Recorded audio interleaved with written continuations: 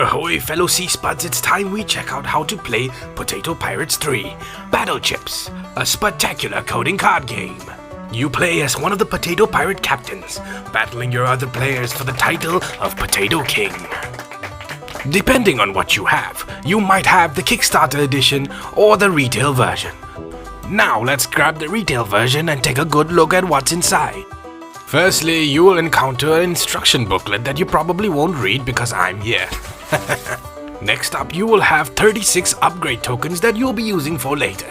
A sack of potato crew, 2 bags of large and small energy tokens, 1 starting player token, a deck of ship cards and resource cards, 6 sets of power cards, and a deck of cards that's consisting of action and control cards.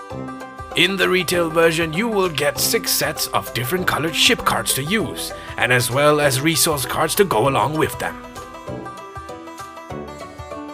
Now with that out of the way, let's look at what you get in the Kickstarter edition. You get 6 player boards and ship tokens instead of the cards and resource cards you get in retail version. Now let's look at how to set up a game. To start the game, you will have 1 ship and 20 potato crew. Next up, you want to choose which captain you want to play with.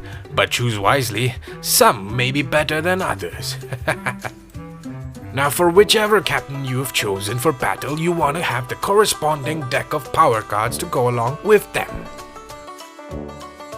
Now to start off the game, you want to have these cards in your hands first. Upgrade, Zap, Energize and Dig. And once you have all 4 cards, you want to draw 2 random cards from the deck. This will be your hand at the start of the game. And finally we can begin. Whoever ate fries last, you get to go first. Now to win a game of Battlechips, you need to be the last potato standing. But throughout the game, keep a lookout for different ways of people might be trying to win and make sure you beat them to it. The game ends when one of these 4 conditions are met. The first is obtaining both Art of Potato War and the decryption key from the Sputnet by the end of a round, or even getting the spectacular sunglasses and winning. Now in the case that the deck runs out, the player with the most crew wins, unless there's a tie. Then the player with the more energy wins. And if there's still a tie, then the player with the most NFT during the end of the round wins the game. Now, when you look at your cards, you may not recognize some of the icons. I'll run them through real quick for you. This icon refers to your potato crew, and your crew is your health. This icon refers to the ships that you have. The ships are the only way you can play your Battlechip cards, and each of them hold up to 3. Now this refers to the energy you get during the game that can be used as currency to get powers, crews, or special item to help you with. This icon refers to the Battlechip cards that you can attain throughout the game. And this refers to the cards that you have in your hand. When you see this icon, it refers to the cards that are put under the ship. And lastly, the upgrade token allows you to boost a certain card effect by 1. So definitely look out for this. Now with all of that out of the way, we can finally play a game of Battlechips. Now in each round there are 3 phases: the build phase, power phase and the run phase, and they run in order every round. Now make sure in the build phase, each player does the same exact actions in the same time and sequence. Firstly, you start off with 1 ship. You can purchase new ships for 7 energy and they will stay with you throughout the game. You can then place up to 3 cards under your ship. Arrange them in the order of how you want them to run. Remember, they run from top down. Once you're done, collapse the pile and place them facing down under your ship to stop from prying eyes.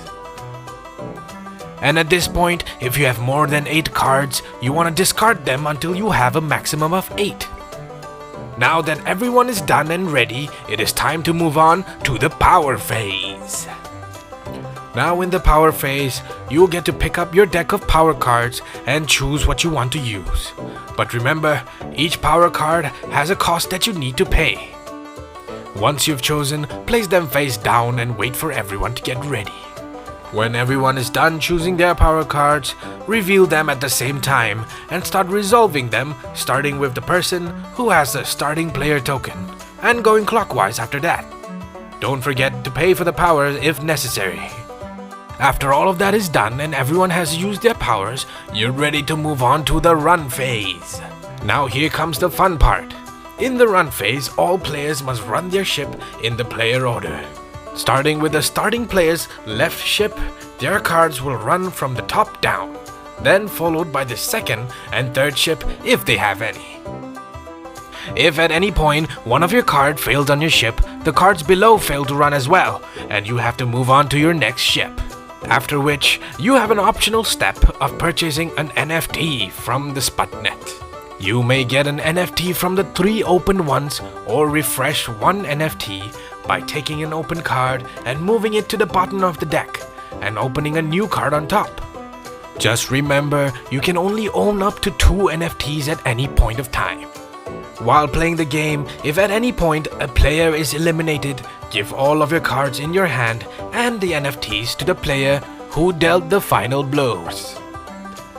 Now that the round is over, pass the starting player token to the player with the least amount of crew in that round. If that's not the case, then just pass it to the player on the right. And that's all you need to know about Potato Pirates. You are now equipped to navigate the Carbobian seas and clench your title as the next Potato King. Good luck, and may the most cunning and ruthless potato pirate win.